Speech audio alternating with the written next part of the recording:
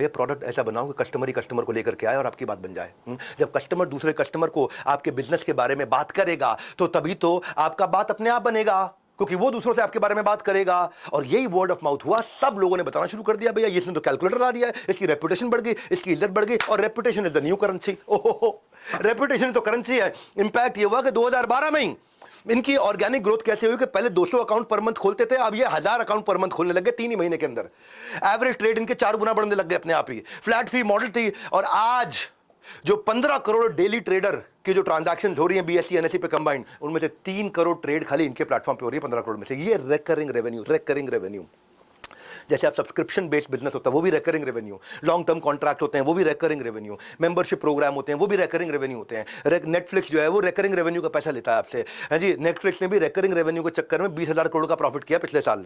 Naukri.com recurring revenue है। किससे ले रहा है? जो जॉब मांगने आ रहा है, जो जॉब देने आ रहा है। हाँ जी, एम्प्लॉय से भी ले रहा है, एम्प्लॉयर से भी ले रहा है, और लंबा पैसा कमा रहा है उसमें। सब्सक्रिप्शन बेस्ड सर्विस हो गई, रिकरिंग रेवेन्यू। यही सोचता है जीरोधा हमेशा कि भाई low margin high volume, customer base इतना बढ़ा लो कि कम मार्जिन पे भी खेल पाओ।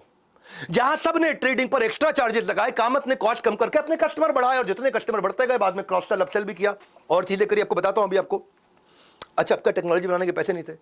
जैसे आजकल पीछे शादियों का सीजन था, कभी कभार लोगों के पास ना कपड़े नहीं होते, तो वो क्या करते हैं, अभी शादी में जाना है, कपड़े पहनने अलग अलग कितनी बार खरीदे, किसी दोस्त से कोट मांग लाते हैं, आपका पैसा खर्च ना हो। कामत ने भी सोचा यार करोड़ों का काम फ्री में कर लें, कस्टमर ही कस्टमर को लेकर आए, बात बन जाए।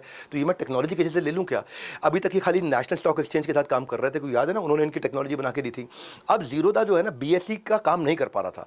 2013-14 का समय आया, अपस्टॉक्स और एंजल वन ने अब तक जीरोधा की लो कॉस्ट ट्रांसपेरेंसी मॉडल को कॉपी मारना शुरू कर दिया। जो जीरोधा ने अब तक किया पिछले 4-5 साल में, 3-4 साल में, वो चीज अब क्या है, उसने देख लिया कि भैया अपस्टॉक्स ने भी, एंजल वन ने भी, हम भी ऐसा करने की कोशिश करते हैं। अब कस्टमर के पास रीजन नहीं था केवल जीरोधा के पास रुकने का, कस्टमर छोड़ के इधर उधर भी जाने लग गए थे। अब जीरोधा ने देखा कि यार मैं थर्ड पार्टी से टेक्नोलॉजी ले रहा हूं, बाहर की टेक्नोलॉजी अगर ले रहा हूं, किसी और की टेक्नोलॉजी ले रहा हूं, दिक्कत हो जाएगी, क्या करा जाए, क्योंकि खर्चा बहुत होता है उसमें। इसमें एक नियम है, सेबी को का एक नियम क्या है, आपको कॉन्ट्रैक्ट नोट भेजना पड़ता है। कॉन्ट्रैक्ट नोट आपको ईमेल करना पड़ेगा। अब ये कम से कम भी जो है ना 1 करोड़ ईमेल कर रहे थे महीने की, और थर्ड पार्टी को दे रखा था ईमेल का। अब उसी के चक्कर में लाखों रुपया इनका तो ईमेल के चक्कर में चल जाता रहा, जितना थर्ड पार्टी को दे। इनके पास अपनी ताकत नहीं थी, और कॉस्ट कम होगा तो प्रॉफिट अपने आप आएगा। इन्होंने क्या किया, कैलाश नाहद एक व्यक्ति हैं, चीफ टेक्नोलॉजी ऑफिसर, उनको हायर कर लिया। सिलिकॉन वैली से थे ये अपना बिजनेस किया करते थे। क्या करते थे, वेबसाइट बनाते थे, अमेरिकन कंपनियों को बेच देते थे, ब्लॉग्स बनाते थे, अमेरिकन कंपनी को बेचते थे। बहुत तेज आदमी थे, सब फ्री में कर लेते थे काम। ये उनको मालूम था सस्ते में काम कैसे किया जाता है। उसी चक्कर में लिया। आदत है दोनों कामत की, दोनों कामत भाइयों की आदत है। पैसा नहीं लगाएंगे, खाली कस्टमर फ्री में लाएंगे, खूब नोट छापेंगे, नोट कमाएंगे, किसी को हिस्सेदारी भी नहीं देके आएंगे, कर्जा भी नहीं लेने आएंगे, कुछ नहीं करेंगे। इन्होंने क्या किया, एक मॉडल होता है जिसको क्या बोलते हो आप, FOSS, FOSS, free and open source software. Free and open source software, पकड़ लो इसको। क्या होता है free and open source software? ये होता है भैया जो कि सबको बिना कॉस्ट के अवेलेबल है। आप सॉफ्टवेयर यूज करो, सॉफ्टवेयर को मॉडिफाई करो, सॉफ्टवेयर को डिस्ट्रीब्यूट करो। इन्होंने अपने वो भाई नए टेक्नोलॉजी ऑफिसर के साथ में मिलकर के कामत ने क्या किया, वो free and open source software से यूनिक फीचर उन्होंने बनाया, काइट।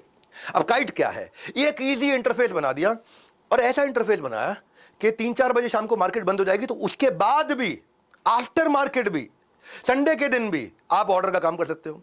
पूरा इंडिकेट कर देगा आपको कि भाई स्टॉक का मूवमेंट किधर जा रहा है, साइडवेज जा रहा है, अपवर्ड जा रहा है, डाउनवर्ड जा रहा है, कैंडल मूवमेंट कैसा है, सारी प्रेडिक्शन देनी शुरू कर देगा। आपको बाय का सिग्नल देना या सेल का सिग्नल देना है, इनकी एल्गो ट्रेडिंग सपोर्ट अपने आप सिग्नल भी दे देगा। बड़ा अच्छा ट्रांसपेरेंट मॉडल बना, इतनी प्रॉब्लम सॉल्व कर दी उसके अंदर। मार्केट में डेप्थ कैसी है इस समय, यानी कि रियल टाइम कितने लोग इसे खरीद रहे हैं, बेच रहे हैं, कितने लोग लगे हुए हैं स्टॉक पे।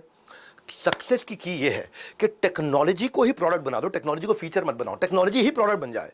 और 3 साल के लिए जीरोधा एकमात्र ऐसी कंपनी थी, ब्रोकिंग फर्म, जो नंबर 1 भी थी, दी ओनली 1 भी थी, क्योंकि वो ऐसे ऐसे फीचर दे रही थी अपनी टेक्नोलॉजी में। यूजर का एक्सपीरियंस बढ़ने लग गया अब तो।